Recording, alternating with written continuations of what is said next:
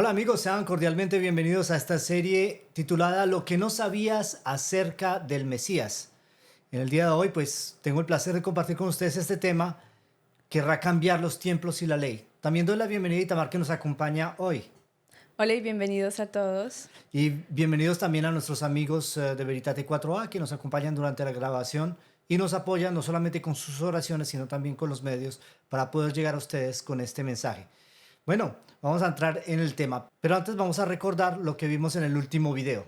Habíamos hablado del sello de Dios, de la marca de Dios, también si los ángeles se reproducen, porque habíamos hablado de que Sí. los hijos de Dios se habían unido con los hijos de los hombres. Ajá. Y desarrollamos toda la idea que tiene el mundo de que han sido descendientes de ángeles, Sí, una raza híbrida. una raza Algo por híbrida. el estilo Pero que... vimos que los hijos de Dios se refiere al remanente del pueblo de Dios. Y en este tema dijimos que así como digamos que Dios tiene una marca, tiene un sello, y mostramos los pasajes proféticos en los cuales se anuncia cuando se coloca ese sello. Y también explicamos de que así como tiene un sello, el anticristo copia la obra de Jesús, del Cristo, para hacer un sello, que es un sello, vamos a decir, un sello de contrabando, Sí, digámoslo así. una copia. Pero todavía no hemos desarrollado el completo argumento. Vamos, antes de identificar cuál es la marca de la bestia, vamos a hablar de quién es la bestia. Porque, ¿cómo podemos saber cuál es la marca de la bestia? Nosotros supimos del sello de Dios. Ok, perfecto. En la ley del Éxodo, en capítulo 20, nos dice, acuérdate del día del sábado para santificarlo. 6 días trabajarás y harás toda tu obra, mas el séptimo día es reposo para Jehová. ¿Por qué? Porque Jehová Dios hizo los cielos y la tierra, el mar y todo lo que en ellos hay en 6 días. En 6 días lo hizo y el séptimo reposó y por tanto lo santificó. Es decir, que cuando adoramos el sábado, estamos reconociendo delante de Dios y delante del mundo entero de que Dios es el creador. Entonces sabemos quién es el autor de ese sello. Ya sabemos que es Dios. Es decir, que en el sábado no hay ambigüedad. Y en la marca de la bestia, pues podemos identificarlo también, pero no es tan fácil. No es tan fácil de identificar. Es por eso que es importante saber quién es la bestia, quién es el anticristo en la Biblia. Porque podemos sacar miles de ideas y como lo dijimos en los temas anteriores, Hollywood ha sido muy rico en cuanto a este tema y ha sacado cantidad de películas y inclusive fábulas y Teorías. teorías en torno al anticristo, pero la idea no es seguir lo que dicen los demás, sino qué es lo que dicen las escrituras, y porque esa es la fuente original, como todos lo sabemos, la fuente original del tema del anticristo. Entonces vamos a atacar el tema de hoy, y en el tema de hoy traemos 4 argumentos que son claves para entender quién es el anticristo. 4 argumentos fundamentales. Y vamos a empezar con el primero, y vamos a leer un texto que lo encontramos en Daniel 7:25. Y hablará palabras contra el Altísimo, y a los santos del Altísimo quebrantará y pensará en cambiar los tiempos y la ley, y serán entregados en su mano hasta tiempo y tiempos y medio tiempo. Bueno, pues van a decir ustedes, pero Oscar, ¿qué pasó? ¿Por qué nos saca ahora un texto del libro de Daniel y estamos hablando del libro del Apocalipsis? Resulta de que el tema del anticristo y el tema de este personaje se distribuye en muchos textos de la Biblia. ¿Okay? El libro de Daniel es uno de los textos también más ricos en cuanto a explicaciones sobre qué es el anticristo. Podemos ver aquí que en el libro de Daniel dice que él va a cambiar los tiempos Y la ley. y la ley. La ley. ¿Cuál ley? Pues la ley que hemos estado viendo, que es muy importante y Los que 10 contiene el mandamientos. sello de Dios, Los 10 los mandamientos. 10 mandamientos. Es decir, la única ley bíblica que contiene el sello de Dios. Y esto es fundamental entenderlo para poder comprender este tema. Entonces, va a querer cambiar los tiempos de la ley. Ahora, yo les coloqué aquí un tablero con los mandamientos de Dios. Está un poquito resumido, no todo está desarrollado porque sería muy largo para entenderlo, pero si ustedes quieren, pongan pausa en el video y vayan a sus Biblias, Éxodo capítulo 20, y van a ver en detalles de lo que estoy hablando, ¿vale? Entonces, la Biblia dice que los 10 mandamientos son los siguientes. No tendrás dioses ajenos, el primero. El segundo, no harás imágenes ni te inclinarás a ellas, no tomarás el nombre de Jehová tu Dios en vano. Acuérdate del día de reposo para santificarlo, ya lo dijimos y tuvimos todo un tema en torno a eso en el último video. Honra a tu padre y a tu madre, también lo mencionamos, muy importante. No matarás, no cometerás adulterio, no robarás, no levantarás falso testimonio y no codiciarás nada de tu prójimo. Bueno, ustedes ven que hay un espacio vacío y no se preocupen, van a entender por qué. Entonces, el punto es de que este poder va a querer cambiar, ¿qué cosas? Dos cosas, Los los tiempos tiempos y la ley. y la ley. Y esto es fundamental entenderlo porque él va a querer cambiar los tiempos y la ley y vamos a identificar un poder que cambió los tiempos y la ley. Ahora, ¿cómo cambió los tiempos y la ley? En el Catecismo Católico, y aquí tenemos las pruebas, Catecismo Católico de 1992, ustedes pueden buscar en internet, eso está en el dominio público, y si ustedes buscan las versiones también más recientes, van a encontrar más o menos lo mismo. Cuando se habla de los 10 mandamientos en el Catecismo Católico, se presentan los 10 mandamientos de Dios, que son los 10 mandamientos de Éxodo capítulo 20, pero modificados. Y vamos a ver cuáles son las modificaciones. El primer mandamiento que dice, no tendrás dioses ajenos delante de mí, fue reemplazado por amarás al Señor sobre todas las cosas. No, no. No, es exactamente lo No que es exactamente dice. lo mismo, pero no es verdaderamente ese el problema. Pues ahí dice, pues no, no es que no se parece, es que es diferente porque dice no tendrás dioses ajenos. Ella hablará, ahí dice amarás al Señor. Ahora, si nosotros amamos al Señor sobre todas las cosas, los primeros 4 mandamientos, ningún problema en cumplirlos. Claro. Solamente que este primer argumento contradice los que siguen. ¿Por qué? Porque el segundo mandamiento, no harás imágenes ni te inclinarás a ellas. Y yo expliqué en los videos anteriores de que el punto no es de que, por ejemplo, un artista que hace un dibujo de un pájaro, una flor o cualquier otra cosa, se condenó porque ya hizo idolatría. No, la idolatría consiste en inclinarse y adorar, hacer un culto de esas cosas. Entonces, la adoración de imágenes es algo que está prohibido por la ley de los 10 mandamientos. Claramente, o sea, no me lo inventé yo, no se enojen conmigo si no quiero herir susceptibilidades, pero yo quiero invitarles a que seamos, digamos, vamos a ser equilibrados y vamos a ir a los hechos. Los hechos es de que la Biblia en Éxodo capítulo 20 nos dice claramente que no hay que adorar imágenes. En los 10 mandamientos del catecismo, este mandamiento desapareció. No sé dónde fue a dar, se desapareció. Entonces, vamos a encontrar de que si son 10 mandamientos, pero quitamos uno, 10 menos uno, ¿cuánto nos da? Pues 9. 9. La pregunta está evidente que más Sí, se quedó sí. pensando. Pero, ¿por qué les digo esa pregunta? Porque es que es importante entender de que allí se encuentran con un problema. Y vamos a ver cómo resuelven este problema para que sigan siendo 10. ¿Ok? Dice, no tomarás el nombre de Jehová tu Dios en vano. Ese sigue siendo el mismo. Bueno, sí. El cuarto, acuérdate del día de reposo y que dijimos que esto es sábado.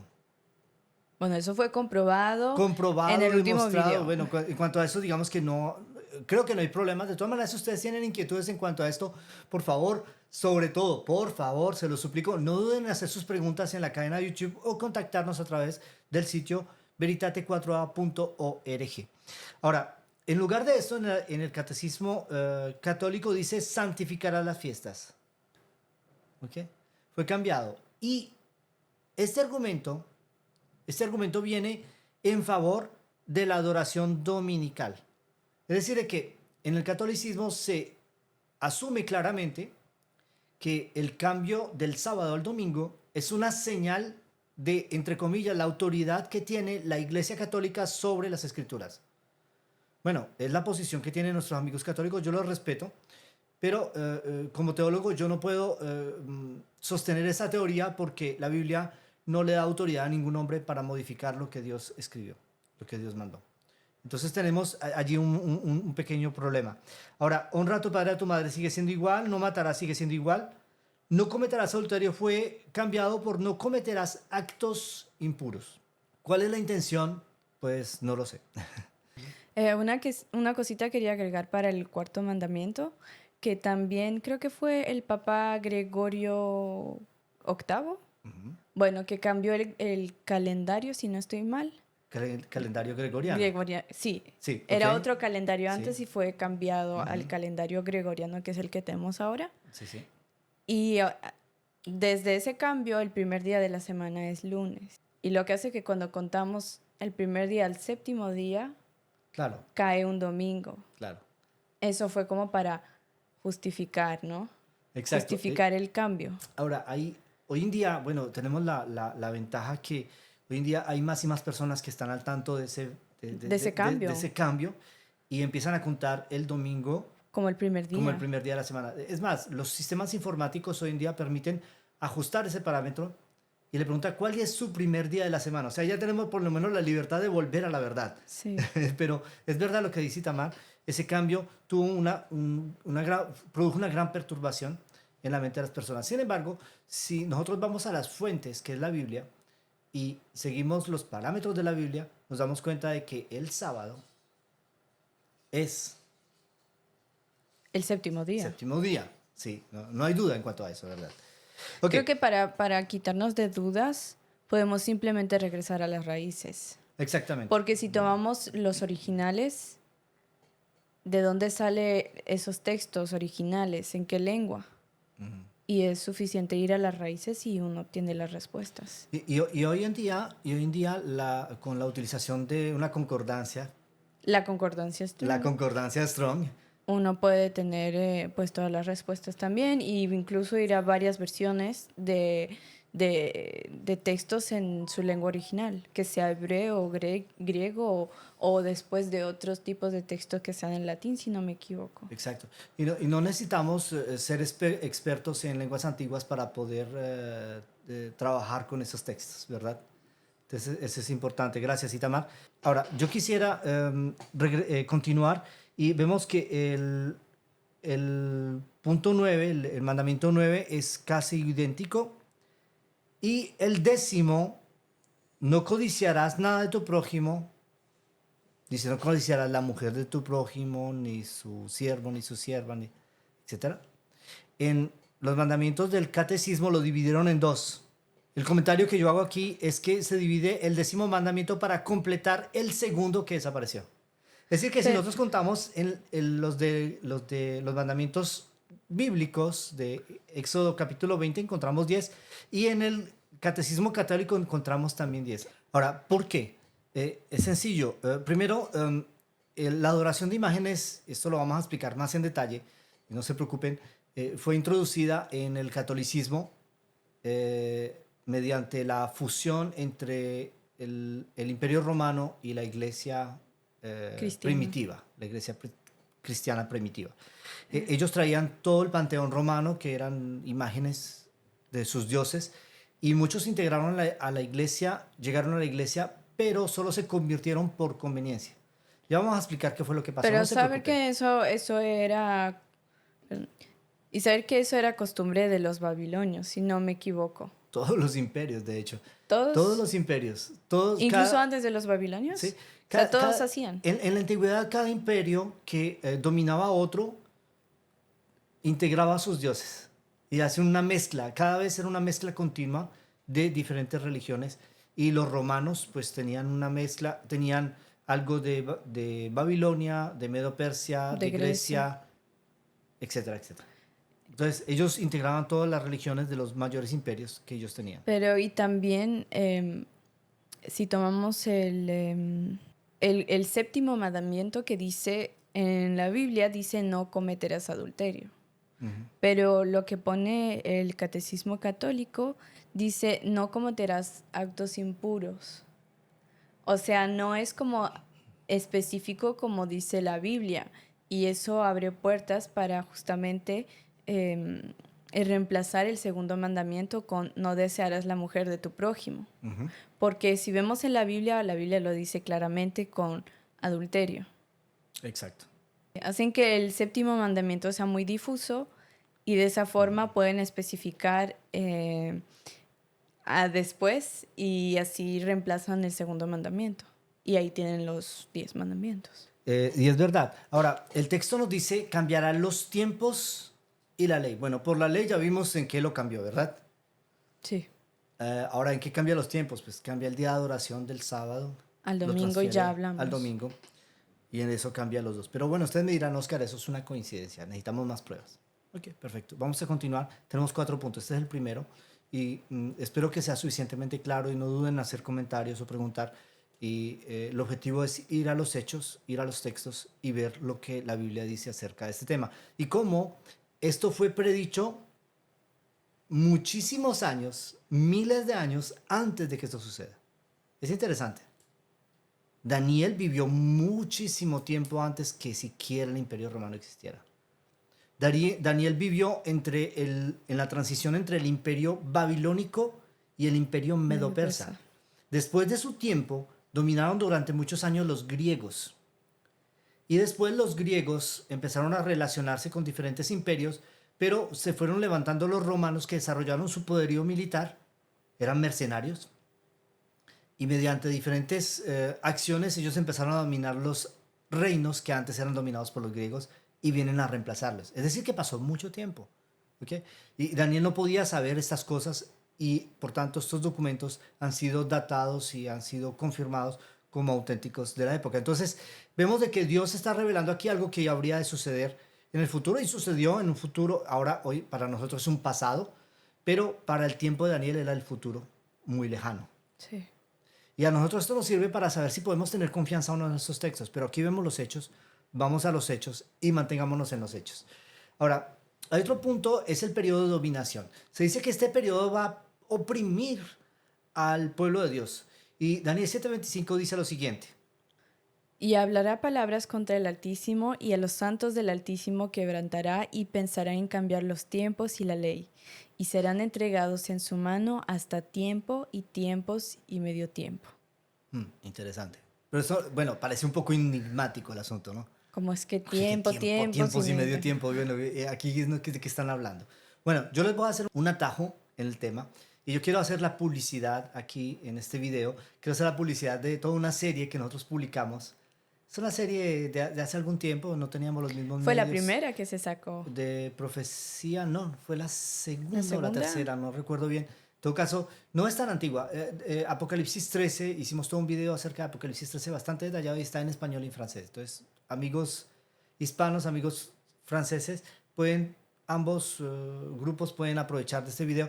Y aquí van a encontrar muchos detalles porque en esta serie acerca del Mesías no tenemos el tiempo necesario para desarrollar en profundidad cada elemento de la serie. Pero lo que quiero decirles es de que si ustedes quieren ir más a fondo en este tema, no duden en estudiar y en visualizar la serie. Sobre todo ahora que viene el verano, tal vez vayan a tener un poco más de tiempo si están en vacaciones. Aprovechen de ese tiempo y van a ver que vale la pena. Entonces, este tiempos y medio tiempo, ¿qué significa esto? Bueno, yo redacté una explicación. Un tiempo en la antigüedad se podía considerar como un año. Ahora, hay un principio bíblico que desarrollamos igual en esos videos y si ustedes quieren, podemos inclusive Poner arriba. incluir en el próximo video, podemos incluir las pruebas del día por año, pero es todo un tema. O si no, inclusive tenemos un tema dedicado a eso, ¿no? O si no, se puede poner el vínculo de video Vamos a poner en la caja de descripción. La idea, Itamar, ¿puedes explicar esa idea? A ver, idea de genio. No, pues si no, vamos a dejar el vínculo en la caja de descripción abajo para que nomás tenga que aplastar el vínculo y ¡bravo! sale el video. Gracias, Itamar, por esa idea. A mí no se me ha ocurrido, efectivamente, es una excelente idea. Entonces vamos a poner el vínculo y les va a quedar mucho más fácil ir al tema. En todo caso, en profecía, digo así para que no les coja así de sorpresa, en profecía, un día profético equivale a un año literal. ¿Estamos? Okay. Un día, un año. Un día es un año. Ahora, otra forma de decir año es un tiempo. ¿Okay? Entonces, en esta profecía, cuando se dice tiempo es un año, tiempos se considera como 2 años y medio tiempo es medio año. Ahora, un año bíblico son años de 360 días. Ok, calendario gregoriano, y Tamar lo explicó hace un rato, es un calendario solar. Y un calendario solar incluye años de 365 días. Ahora, esto significa de que si hacemos los cálculos en días lunares, que son los días bíblicos, los años bíblicos, tenemos un tiempo es un año, 2 tiempos, 2 años, medio tiempo es medio año, es decir que 3 años y medio multiplicado por 360, ¿cuánto nos da? 1260. 1260, ¿ok? Y un día profético es un año literal, eso nos da 1260 años. Es decir que esta profecía de Daniel 7:25 nos está hablando de un periodo de dominación de 1260 años. Ahora, la pregunta, Usted va a decir, Oscar, eso usted lo entendió así, yo no estoy muy seguro de esto de día por años. Es que hay otro testigo. Sí. Hay una cosa muy importante. Itamar, es que es importante tener dos o tres testigos. No, pues es Es, importantísimo. es esencial, Siempre ¿cierto? 3 testigos. Ahora, si tenemos tres testigos, por lo menos, o por lo menos dos, sabemos de que yo no me estoy inventando las cosas, sino que es algo que verdaderamente está establecido. Vamos a tratar de explicar esto de esta manera. Apocalipsis 11:2 dice lo siguiente. Pero el patio que está fuera del templo, déjalo aparte, y no lo midas, porque ha sido entregado a los gentiles, y ellos hollarán la ciudad santa 42 meses. Wow, ok. Bueno, usted mira, Oscar, pues No espérate, tiene nada que ver. espérate. 42 meses, tiempo y medio tiempo, no puede ser la misma cosa, ¿ok? Ahora, es que hay otro texto que nos habla del mismo periodo de tiempo. Apocalipsis 13:5. También se le dio boca que hablaba grandes cosas y blasfemias, y se le dio autoridad para actuar 42 meses. Wow. Estamos hablando de 42 meses, ¿ok? Son periodos de persecución, periodos de crueldad. 42 meses multiplicados por 30. Usted mira, pero 30. Es que las fases lunares son de 30 días, ¿ok? Entonces, los meses bíblicos son de 30 días. Entonces, 42 por 30, ¿cuánto nos da? 1260. 1260 días. Es decir, que esos tres textos me están hablando del mismo periodo de tiempo y del mismo personaje que va a oprimir. Y aquí tenemos imágenes. Tenemos una imagen que yo encontré en internet. Es una imagen que, bueno, yo escogí la que fue menos violenta. Francamente, no me pareció adecuado incluir todas las imágenes. El periodo de la Inquisición, Que todo el mundo conoce. que claro, Todo el esto mundo ha escuchado hablar de la Inquisición, de la Cl- Santa Inquisición. exacto. Inclusive yo conseguí un libro que se llama Maleus Maleficarius, Le escuché hablar. El martillo de las brujas. Ah, sí. Sí, lo conozco. Bueno, Y conozco. si tú escuchaste, Escuché hablar de sí, ese sí, libro, sí. sí, y que nos hablaba acerca de la persecución De las de las brujas. brujas en Salem, en Estados Unidos, etcétera. Y por tanto no eran ni siquiera católicos, eran hasta cristianos, ¿no? Todo el mundo estaba motivado por esas cosas. Lo que pasa es que dentro de esta cacería, entre comillas, de brujas, se hizo persecución a muchas personas que trataban de enseñar la verdad. Incluso muchos aprovecharon de esa cacería para vengarse entre ellos. Exactamente. En la Edad Media era cuestión común de deshacerse de un vecino molesto simplemente acusándolo de brujería. Y fue lo mismo con la Inquisición. Claro, la Inquisición era una herramienta que finalmente podía entrar en las manos de particulares, ¿sí? Entonces, fue algo terrible. Entonces, aquí tenemos unas imágenes, y yo vi unas imágenes terribles, me dejaron pensativo. Bueno, yo conozco ese tema porque hay otro libro también muy interesante que ustedes pueden conseguir que se llama Los Mártires de Ay, no. Fox. Es terrible, ¿no? Es terrible, Itamara. No, Tú lo pues leíste. ¿Lo sí leíste o lo leí. comenzaste a leer? Lo comencé a leer. Lo comencé a leer, pero Pero eso es de una historia, de un sí, historiador, perdón, un historiador pero no es americano. para todos, la verdad. Sí, es bastante fuerte, ¿no? Sí. Pero que cuenta los martirios que sufrían las personas que querían mantener su libertad religiosa y enseñar a otros las verdades acerca de la Biblia. Eran perseguidos por este poder, que tuvo dominio durante 260 años. 1260 años. Sí, es súper interesante esto. Porque también en otras series, yo creo que es la misma en la que se habla de tiempos, tiempo y medio tiempos, que hablabas, porque en ese momento solo grababas tú, em, que se explicaba ese periodo de los 1260 años, me parece. Es exacto. Es la serie Apocalipsis capítulo 13 y en el comentario de este video les vamos a dejar el vínculo para que vayan a la playlist donde están todos los temas de Apocalipsis 13 con su conclusión y todo. Entonces, sí, gracias Itamar. Entonces vemos de que es el mismo periodo de tiempo. Entonces, periodo de dominación 1260 años, pero bueno, pues esto nos permite todavía identificar quién es. Aunque si tomamos los libros de historia ya más o menos vamos a saber por dónde va la cosa. Ahora, si lo tomamos Apocalipsis 13:3, y que dice, y daré a mis dos testigos, y que dice, Y daré a mis 2 testigos que profeticen por 1260 días vestidos de silicio. tenemos otro argumento más, otro texto más. Pero Ya lo hemos aparte, leído. cortar. Solo una pregunta. Yo pensé que ibas a hablar de otros textos que explicaban lo del tiempo, tiempo y medio tiempo de un día por año. Estamos hablando de los Porque hay un textos texto, que hablan de ese... porque hay un texto que habla específico que será de un día por año, no sé qué. No recuerdo. Sí, Yo pero pensé hay que... un tema dedicado a eso. Por eso lo Ah, vamos ok, a poner. entonces no, ok. Sí, sí. Bueno, vamos a pasar aquí. Tac.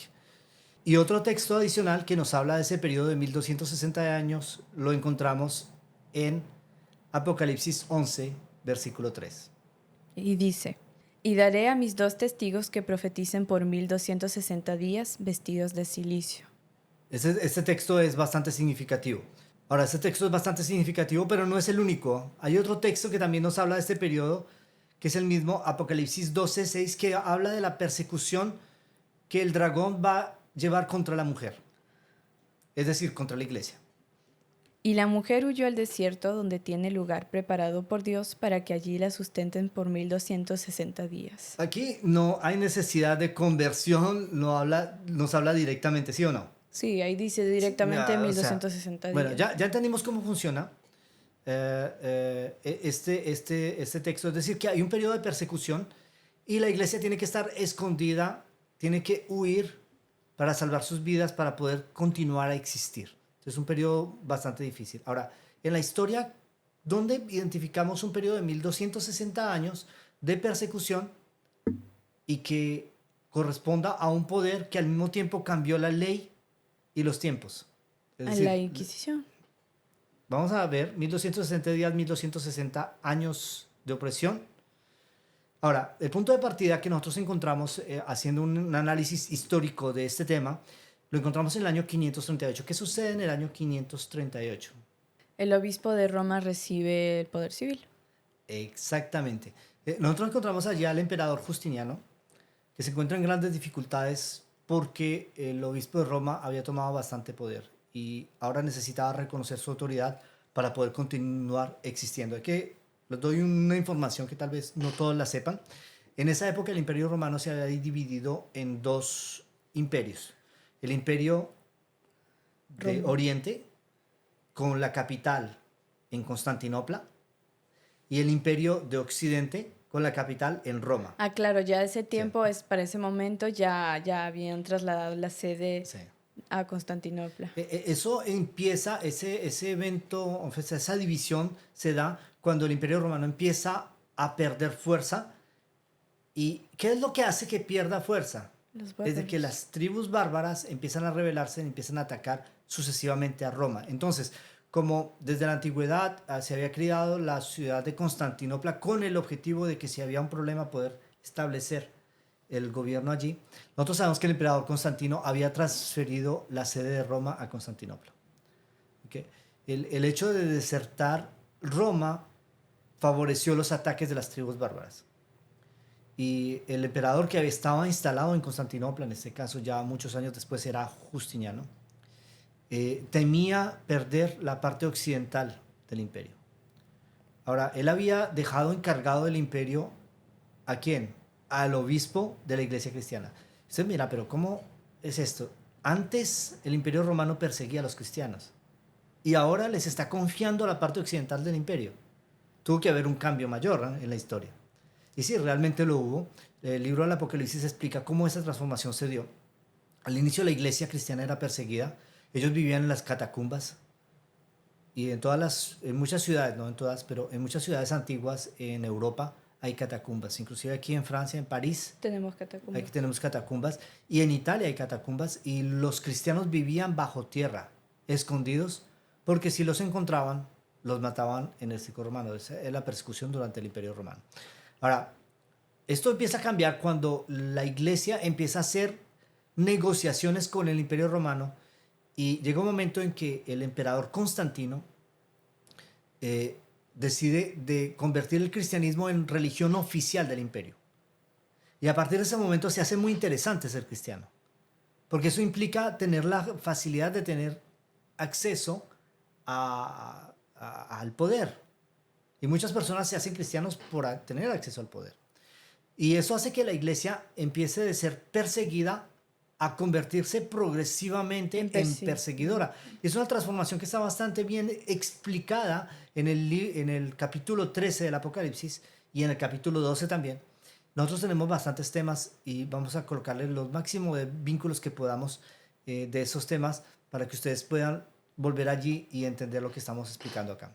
En todo caso, en el año 538, el obispo de Roma recibe oficialmente toda la autoridad sobre la iglesia y sobre el imperio de Occidente. Estamos claros. Toda la autoridad civil y religiosa. Y en este momento se unen dos poderes que, según la Biblia, tenían que permanecer separados. Es decir, que la separación iglesia y Estado es un principio bíblico y que se violó en este acto de constituir al obispo de Roma como cabeza de la autoridad civil. El problema es de que en el momento en que esto se da, la iglesia toma fuerza como iglesia perseguidora y él se recibe autoridad para castigar a los herejes. ¿Qué es un hereje? Sencillamente todo aquel que no esté de acuerdo con la iglesia. Que no esté de acuerdo, pues se muere. Y hubieron pueblos enteros que fueron perseguidos, como los valdenses, en las montañas. Eso estaba en la frontera entre Italia y Francia. Yo tuve la oportunidad de estar allí y estar en las cuevas donde ellos se reunían para poder tener libertad religiosa. Y en una de esas cuevas fueron asesinados por los ejércitos del Papa. Entonces, eso sucedió en la Edad Media y el obispo de Roma recibe el poder civil en el año 538. Ahora, para que se cumpla esta profecía, tenemos que encontrar un evento histórico en el futuro que confirme que ese periodo de dominación duró 1260 años. Si esto no se confirma en la historia, significa que yo estoy contando bobadas. Discúlpenme el término, pero sería esto. Entonces tenemos el año 538 más 1260. Y si no me creen, por favor, hagan ustedes el cálculo. Yo sé que ustedes son buenos en cálculo y van a dar con el año 1798. Ahora, ¿qué sucede en el año 1798? Suceden muchas cosas, pero una de las cosas más destacadas que sucede en el año 1798 es que el Papa Pío VI es llevado cautivo por el ejército francés. Las tropas del general Berthier llevan cautivo al Papa, el cual muere en cautividad y durante muchos años la Iglesia Católica no tiene Papa. Hasta que finalmente le permiten nombrar un Papa y esa dominación empieza a ser devuelta. El punto es que en 1798 la Iglesia Católica pierde algo que había recibido en el año 538. ¿Y eso qué es, Itamar? El poder geopolítico. Exactamente, la dominación geopolítica, es decir, el poder civil y militar. Y esa pérdida de ese poder civil y militar hace que la estructura de la bestia quede como desactivada. Porque la bestia está constituida por dos elementos. Tiene que unirse la iglesia y el Estado para que la bestia se dé. Y ese periodo duró 1260 años. Ahora, ¿qué sucedió durante ese periodo? Se llama el periodo, la Edad Oscura o el oscurantismo. Y ustedes pueden, no me crean, vayan, busquen en internet, vayan a bibliotecas públicas, ustedes pueden buscar libros sobre el oscurantismo y se van a instruir acerca de qué sucedía en esa época. Una época de oscuridad total. Oscuridad del lado religioso e intelectual. Intelectual. Que sea científico, sí. Literatura. Salud pública. Salud pública incluso se degradó. Sí, horriblemente. Empeoró, pero terriblemente. Todo el conocimiento que habían almacenado durante años y siglos se echó a perder. Exacto. Un día, y eso, miren que durante la Revolución Francesa, un grupo de filósofos empezaron a estudiar y empezó lo que llama el siglo de luces. Sí. Y vemos que el siglo de luces lleva a ellos a entender de que la Inquisición era un problema. Porque la Inquisición prohibía todo lo que la iglesia no autorizaba. Y justamente quisieron hacer lo opuesto. Claro. Bueno, la historia de la Revolución Francesa. O sea, quitar toda religión. Quisieron quitar toda religión, querían quitar todo lo que los cohibía. Uh-huh. Y se dieron cuenta rápidamente sobre eso hay una profecía que fue una catástrofe. Y sobre esto hay una profecía en el Apocalipsis que nos habla de un periodo de... ¿Oscurantismo o de luz? 3 días y medio. Los testigos, los dos testigos, que son muertos, sus cadáveres son... ¿No lo conoces, no? Sí, sí, de los dos testigos que son quemados espérate, en lo la pongo. plaza. Ok, ya. Pero Entonces, mejor ¿qué dilo son? tú. Aquí son los dos testigos que son quemados en la plaza. Y sus cuerpos quedan allí abandonados Sí. ¿durante cuánto tiempo? 3 días y medio. Ah, sí. Claro, y eso se cumple exactamente 3 años y medio después. La revolución vuelve a aceptar La religión. la espiritualidad De hecho, fue libre. una forma de inquisición hacia la religión. Exactamente. Fue todo Fueron lo un contrario extremo al opuesto, otro. pero finalmente encuentra un cierto equilibrio. Y no es porque estemos hablando desde Francia que estamos defendiendo ese punto de vista, pero es que es bíblico la libertad de expresión y la libertad religiosa. Entonces aquí tenemos este primer punto, este segundo punto, y vamos al tercer punto. Su nombre y su carácter. Ahora Apocalipsis 13:5 dice: también se le dio boca para que hablase Eh, qué. que hablaba grandes cosas y blasfemias. Es decir, las grandes cosas y blasfemia. ¿Ok? Entonces, eso ya lo vimos. Entonces, él habla grandes cosas y blasfemias. Daniel 7:25, ¿qué dice? Que ella hablará palabras contra el Altísimo. Exacto. Y ahora, aquí se habla de blasfemia, y para entender cuál es el término blasfemia, vamos a ver lo que dice Marcos 2:5 al 7, porque hay muchos argumentos en cuanto a blasfemia. Muchos dicen es hablar mal de Dios, o es decir chistes o todo eso. Obviamente, eso puede constituir una blasfemia, pero la pregunta es, ¿qué dice la Biblia acerca del término blasfemia? Dice, al ver Jesús la fe de ellos, dijo al paralítico, Hijo, tus pecados te son perdonados. Estaban allí sentados algunos de los escribas, los cuales cavilaban en sus corazones. ¿Por qué habla este así? Blasfemias, dice. ¿Quién puede perdonar pecados sino solo Dios? Interesante. Dice dice que habla blasfemias porque le dijo que sus pecados son perdonados. ¿Quién puede perdonar pecados? ¿Quién puede perdonar Sino pecados? solo. Solo Dios. Es decir, que si el Mesías no tiene autoridad divina, no, si el Mesías no es Dios, entonces él estaba cometiendo blasfemia, pero sabemos que en el caso de Jesús no era una blasfemia. Blasfemia es tomar el lugar de Dios.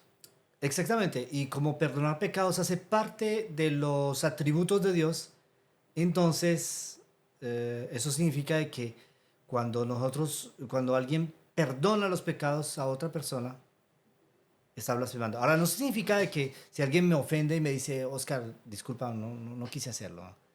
Se me chispoteó, como dicen en América Latina. Y no significa que yo no le tenga que perdonar. Claro, yo tengo que perdonarle como cristiano, yo tengo que perdonarle. Pero perdonar en el nombre de Dios, es decir, declarar que esa persona, los pecados de esa persona son borrados en el cielo, ningún ser humano tiene esa autoridad. Ahora, hay un poder que también es identificado como que perdona los pecados. Sabemos. Ahora, ¿cómo funciona el sistema de confesión?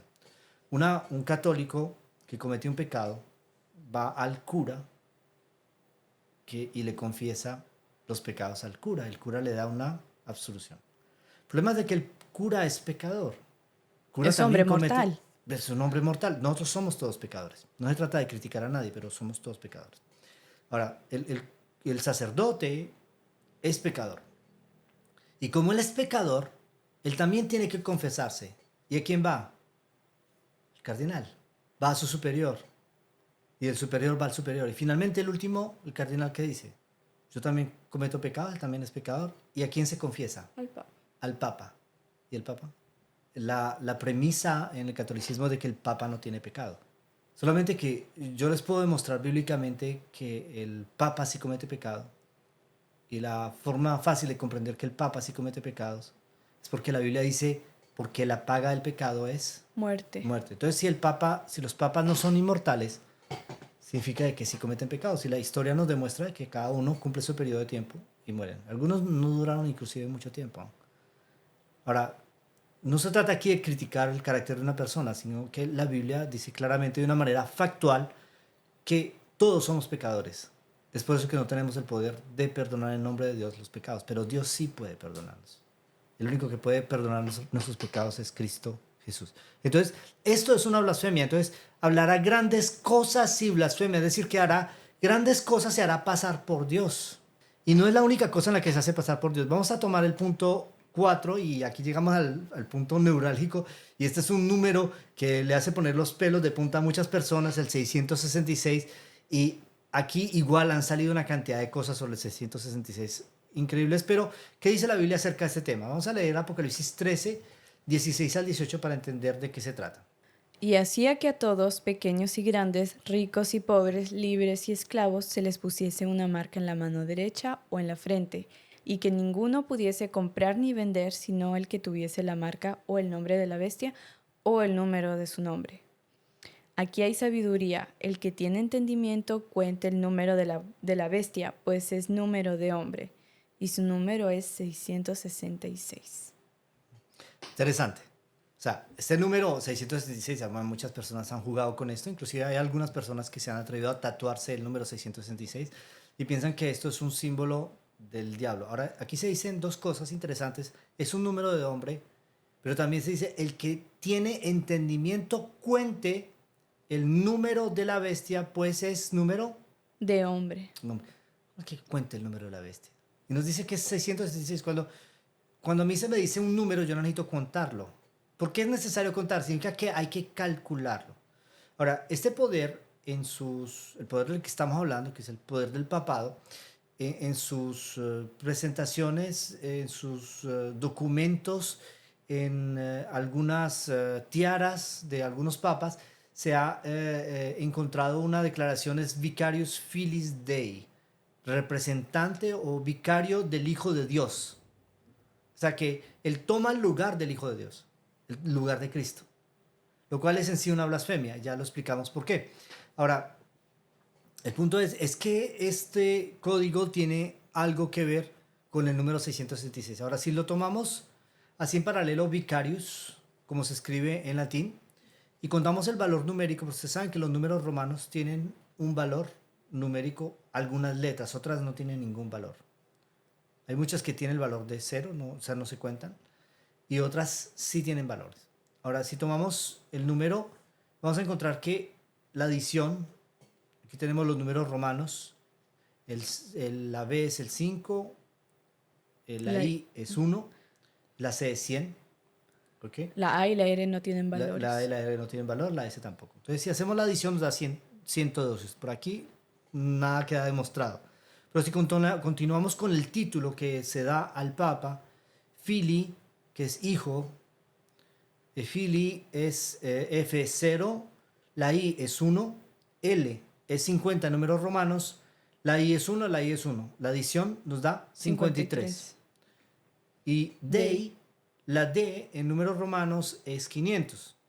La E es 0 y la I es 1. Entonces es 501. Ahora, si nosotros hacemos la adición de Vicari 112 más Fili 53 más Dei 501, la adición exacta es 666. Entonces, mira, es pura coincidencia. A Nerón le sacaron la misma cuenta. Sí, a Nerón sacaron esa misma cuenta. Y a otros personajes de la historia les han sacado esa cuenta. Solamente que el cálculo del número de la bestia no es suficiente para demostrarse, necesitan muchos otros argumentos. Y ya hemos presentado 3 antes, que nos permite por pruebas históricas, pruebas teológicas, demostrar de quién es este personaje. ¿Ok? Y esto viene simplemente a reforzar. Vemos que el versículo 18 está al final de este pasaje. Es decir, que esto es como algo adicional. Y las pruebas, el uso en documentos del título de Vicarius Filis Dei, aquí tengo alguna lista que no es exhaustiva. ¿Okay? Es una lista que ustedes pueden confirmar en documentos católicos, pueden buscar en internet, hay accesos en algunos sitios católicos a los archivos de ciertos papas antiguos. Ustedes pueden encontrar estos documentos y ahí tienen las referencias, pueden poner pausa, pueden buscar esas referencias por ustedes mismos. En todo caso, aquí tenemos una buena lista de papas que han utilizado el título de Vicarius Filis Dei. Hay que saber de que desde que empezó el movimiento protestante, uno de los primeros en darse cuenta de la correspondencia de estos números fue Lutero. Y los reformadores protestantes, ellos decían claramente, el papado es la bestia de Apocalipsis 13. No lo decían sin problema. Y por eso el nombre de protestantes, porque protestaban contra los abusos, contra las derivas teológicas y las derivas autoritarias que se daban en la iglesia de su época. De ahí el nombre protestante. Entonces, es que esto es conocido en el dominio público y yo les invito a que lo puedan verificar. Entonces, espero que el tema les haya parecido interesante. Ahora, a la derecha está el 666, pero depende cómo pongan la cabeza, pueden ser un 929, pero no esa es la idea. La idea sería un 666. Bueno, llegamos al punto, a la sección de preguntas y respuestas, que es una sección muy importante, y tenemos para este video tenemos una pregunta de Nicolás. Nicolás, te escuchamos. Sí, buenas tardes. La pregunta es, ¿cuál fue el fin para que los católicos modifiquen los mandamientos? ¿Modificarán qué, perdón? La Biblia. Ah, la Biblia. Ahora, hay que saber de que, bueno, vamos a agregar una información adicional. Los católicos no modificaron la Biblia. Ellos, inclusive hay una Biblia, la Biblia que nosotros usamos, una Biblia Reina Valera 1960, que es una Biblia católica. Y hubieron muchas Biblias que fueron hechas por católicos, traducidas por católicos. Por ejemplo, las Biblias que tradujo Martín Lutero. Martín Lutero era católico cuando hizo esa traducción de la Biblia. Entonces, no podemos decir que los católicos modificaron la Biblia, pero ellos dan una interpretación que según su tradición es superior a la Biblia, como una demostración de que la Iglesia Católica tiene poder sobre las Escrituras. Ahora, el objetivo es, digamos que, bastante difícil de comprender, pero al mismo tiempo evidente. ¿Por qué es difícil de comprender? Porque esto viene a golpear nuestras tradiciones, lo que nos han enseñado desde la antigüedad, y al mismo tiempo sorprendente porque es grande el cambio, ¿eh? Todo empezó de una manera muy sutil, ¿eh? Cuando se empezó a cambiar el día de adoración, porque ellos, ¿qué hicieron? Los primeros papas fueron realmente emperadores romanos y ellos querían adorar a sus dioses. Hay que saber que una de las deidades más importantes para ellos era el dios Mitra, que es el equivalente de Tamuz, ¿sí? Y Mitra es el dios Sol. Entonces ellos adoraban al Sol y al entrar en el cristianismo, pues vemos que en los mandamientos dice no adorarás imágenes. ¿Cómo podían seguir adorando al Sol y ser cristianos? Habría una incoherencia completa. Entonces ellos empiezan a atacar este mandamiento de no adorar imágenes y lo cambian. Y cambian la ley de Dios para poder justificar su adoración de imágenes. Por eso que hoy en día en la Iglesia Católica uno entra y hay cantidad de imágenes, la gente toca esas imágenes, por ejemplo La de Pedro. claro, la estatua de Pedro en el Vaticano es una demostración muy clara de esto. Inclusive los pies están ya borrados y unos científicos que hicieron un estudio para saber en qué época había sido esculpida esa estatua, y resulta que fue esculpida muchísimos años antes de que Pedro existiera. Entonces no era originalmente la estatua de Pedro. Se pusieron a investigar y descubrieron que esa era la estatua del dios Júpiter. ¿Okay? Y lo que hicieron simplemente fue convertir esta estatua en, entre comillas, la estatua de Pedro, y a través de esto continuar la adoración de imágenes. Entonces era una adoración oculta de dioses paganos, y esa fue la razón por la cual, digamos, que la Iglesia Católica asume plenamente, porque no es que yo no estoy inventando nada, inclusive hay declaraciones de papas que han dicho que el hecho de que la Iglesia Católica haya hecho estas modificaciones en su interpretación es una prueba de que ellos tienen autoridad sobre la Biblia. Solamente que nosotros sabemos de que nadie en realidad tiene autoridad sobre las Escrituras, sino solo Dios. No sé, Nicolás, si eso respondió a tu pregunta. Sí. Se podría decir entonces que a causa de los gobernantes que fueron los primeros papas, se transgiversó la creencia. Sí, realmente la fe cristiana fue corrompida por el ingreso en la iglesia de personas que no estaban verdaderamente convertidas, sino que buscaban los beneficios de una nueva posición social a través del cristianismo. Hay que saber que en el momento en que los emperadores son cristianos y declaran ser cristianos, no ser cristiano se convierte en una desventaja política. Y hubieron muchas personas que pagaron grandes cantidades de dinero por tener el título de papa en la iglesia. Entonces empezó a entrar la corrupción, empezó a entrar las ganancias. Hay que también entender de que en Roma habían bastantes templos, es lo que se llama el Panteón. El Panteón romano era bastante rico y ellos tenían bastantes templos dedicados a diferentes divinidades de todo el mundo que ellos dominaban. Y este panteón pues incluía bastantes templos, y esos templos fueron recuperados por los nuevos conversos cristianos que ellos habían sido realmente paganos y para continuar la adoración simplemente vistieron a estos dioses paganos con el carácter de algunos mártires que habían muerto. Entonces empezó la adoración de los santos y una cantidad de errores se fueron introduciendo progresivamente que son contrarios a la Biblia. Hay que saber que el catolicismo no es una religión bíblica ni cristocéntrica. No es bíblica porque la norma de fe no es la Biblia, sino la tradición católica. Y no es cristocéntrica porque la figura central del catolicismo no La es Virgen Jesús, María. sino la Virgen María. Entonces, bueno, para poner las cosas en su debido contexto, entonces espero que esto haya respondido a tu pregunta, Nicolás. Sí, sí, muchas gracias. Bueno, amigos, todas las buenas cosas se terminan. Espero que este tema les haya agradado y que hayan encontrado la información que ustedes tal vez anhelaban encontrar. Y bueno, si les causó sorpresa, pues no duden en hacernos preguntas. Estamos aquí para desarrollar estos temas. Tengan por favor paciencia. Hay muchas, yo estoy seguro que ustedes tienen muchas preguntas en torno a estos temas porque es bastante complejo y bastante grande.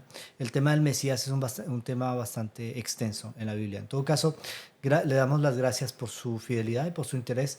También agradezco a Itamar que nos acompañó en este tema. Con gusto y pues los vemos pronto en otro video. Y agradecemos a nuestros amigos de Veritate 4A que nos acompañaron en esta grabación y que nos apoyan tanto en este ministerio. Muchas gracias a todos y bueno, una vez más, si este video les gusta, no duden en compartirlo sin moderación y nos vemos dentro de 15 días con el tema que sigue de esta serie sobre lo que no sabías acerca del Mesías. Que Dios les bendiga. Hasta la próxima. Bye bye.